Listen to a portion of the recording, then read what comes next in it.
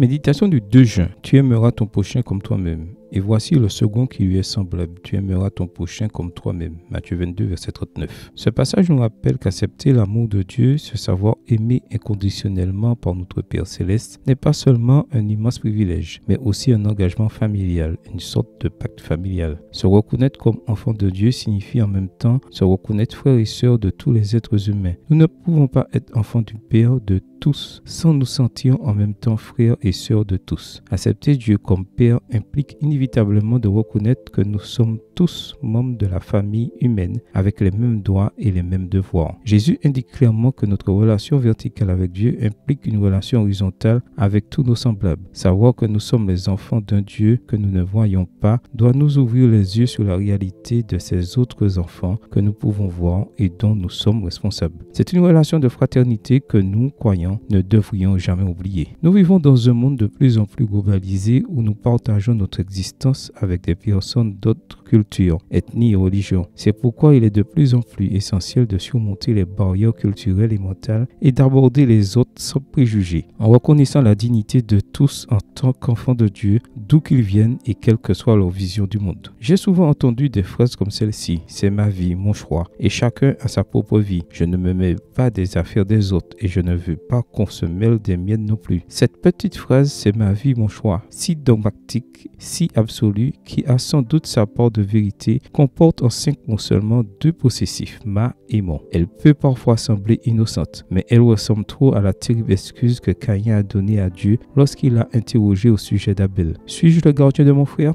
Genèse 4, verset 9. Cette idée que tous les êtres humains sont frères devant Dieu est l'un des enseignements les plus clairs de la Bible. Ce n'est pas pour rien que l'une des ordonnances que Dieu a données au peuple d'Israël fait référence aux soins, au respect et à l'attention à accorder aux étrangers. Vous traiterez l'étranger en séjour parmi vous comme un indigène du milieu de vous. Vous l'aimerez comme vous-même, car vous avez été étranger dans le pays d'Égypte. Lévitique 19, verset 34. Père Céleste, aide-moi aujourd'hui à me souvenir que toute personne que je rencontre est ton enfant et a besoin de ton amour. Amen. Bonne journée à vous et que le Seigneur vous bénisse.